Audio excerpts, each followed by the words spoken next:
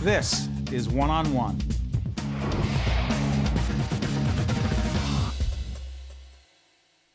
There she is, the beautiful, talented, smiling Marilu Bicknell, who is a basic skills teacher at the Thomas E. Bowe Elementary School in Glassboro, New Jersey. How you doing? I am doing great. I heard something that could not be true. I just saw it here. You've been teaching for? 34 years. Stop it! Truth.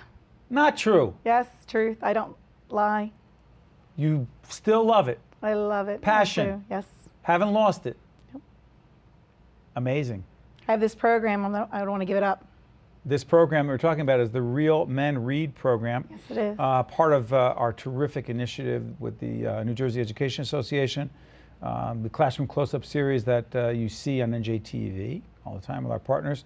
You're about to see a piece of video about the Real Men Read program. I'm not even going to describe it. We'll see the video, and Marilu will talk about it after that, right? Yes, I will. Let's take a look at Real Men Read from Classroom Close-Up, and then a very young teacher will come and talk about it. Let's go to it. Welcome to our annual Real Men Read kickoff breakfast. This is our fourth one this year. Marilu Bicknell is a reading specialist here at Thomas E. Bowe Elementary School. And while she's aware of the fact that New Jersey reading scores are among the best in the nation, she's also keenly aware that boys are usually more interested in sports than they are reading. So she came up with the Real Men Read program. My boys are now looking at the men that are reading and say, okay, our gym teacher doesn't just teach gym, he does read a magazine. The program invites men from the community to get together with the 4th through 6th grade boys at a breakfast where they can discuss reading. Marilu also displays posters of each guest to raise awareness about them and what they like to read. That's the kind of books I like. What kind of book do you like? I asked them what is it they wanted to be, and the vast majority are NFL.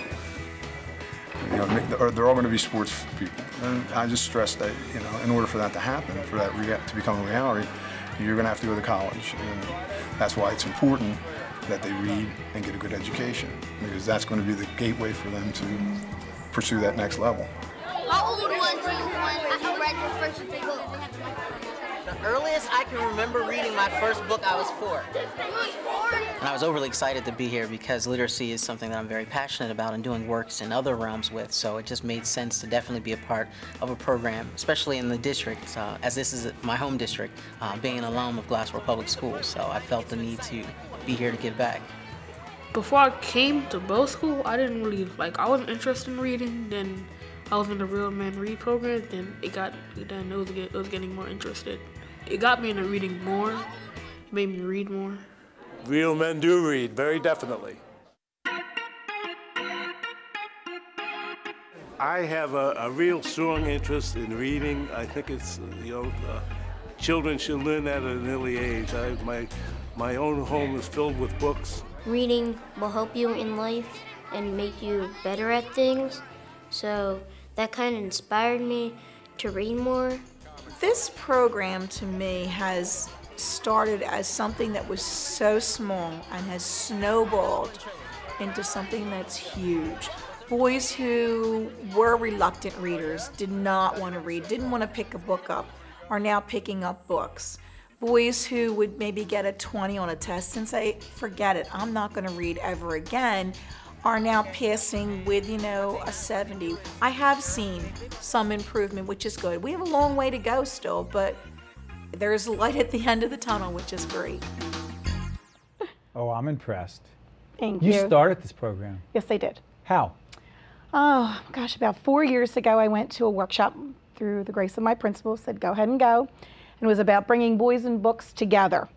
And if you've ever seen the posters in the libraries, it has a picture of LL Cool J, Orlando Bloom. They're standing there, it says read, they're holding a book in front of them. Our boys will never meet LL Cool J, they'll never meet Orlando Bloom, but they will meet my principal, the mayor, the chief of police. There's a great picture we have of a man on a Harley Davidson, Mr. Bryan. Mr. Bryan is our maintenance man. He takes care of our air conditioning and our heat, gets the balls off the roof. They love that picture of him on a Harley Davidson sitting with a Harley Davidson magazine and his goggles across his face, so they love it. Our gym teacher, Rich Bertelli, when they saw his picture, they just went, our gym teacher reads? Like, they just to see the gym teacher as in the gym with a whistle, football, basketball. Did the men who were involved, were they easy to get? Absolutely. No one has ever said no to me. Really? And I have about 67 pictures. I have some parents, some soldiers. I always make sure that when I have my kickoff breakfast, I always invite a soldier, so it's always centered somewhere around Veterans Day. We have some parents that are on reserve in the Army, Marines. I have some Marines that come. One of our teachers, her father is a retired Marine, so he comes in his dress blues and looks so nice. And the children get to see the men that they might run in town. They might run them into the local grocery store, at Borough Hall, at the fire department, the police department, while their parents are paying their bills or taxes or water bill. You've seen some of these boys. You've seen them grow tremendously. You've seen them achieve things that they really may not have otherwise achieved if they hadn't gotten into reading, and they got into reading to a large extent because of this program. What does that feel like? It's a wonderful feeling because they do come and say thank you. There's a variety of different venues for them. Just to give you an example, a couple of parents will come in, and as well as some of the teachers. One of the people that we have come in is one of our Board of Education members. A great Board of Education member. Yes, he is. I he know. comes He'll in, he get really reads. upset when I can't read. Don't worry about it. Yes, I know. He knows who he is. But he comes in, and he always gives all his life experience. He works for Lockheed Martin. Right. And Dan Marino. I knew you were going to get that. Yes, I knew.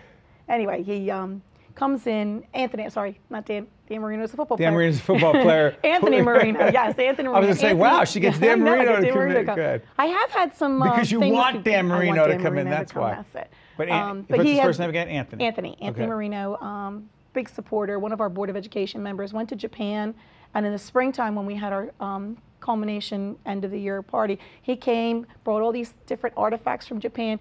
Boys will now wanted to research Japan. They wanted to research Lockheed Martin. They wanted to know what he did for a living. They became curious. Absolutely. Are their grades better?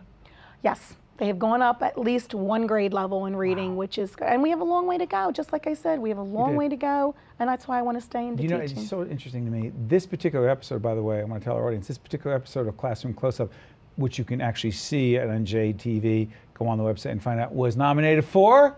An Emmy. How great is that? I know, that was just like so awesome. But you have to understand too, this program doesn't run unless everybody's on board. So from my principal, Kristen Matthews, to my vice principal, Ron Ferraro, and I'm going to try to get everybody's name in. Look at you, it's like, I want to thank the Academy. Even our custodial staff too. I have pictures of our custodial staff. So any man that the boys are into. All right, 1 to 10. How much do you love your job? I love my job. 10 plus. 10 plus. Plus.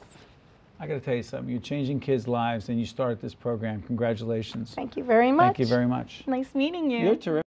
One-on-One with Steve Adubato has been a production of the Caucus Educational Corporation, celebrating 25 years of broadcast excellence. Funding has been provided by the New Jersey Education Association, Wells Fargo, the Adler Aphasia Center, PSE&G, the law firm of Gibbons PC, Horizon Blue Cross Blue Shield of New Jersey, Bloomfield College. Transportation provided by Airbrook Limousine, serving the metropolitan New York, New Jersey area. One-on-One with Steve Adubato has been produced in partnership with St. Joseph's Healthcare System.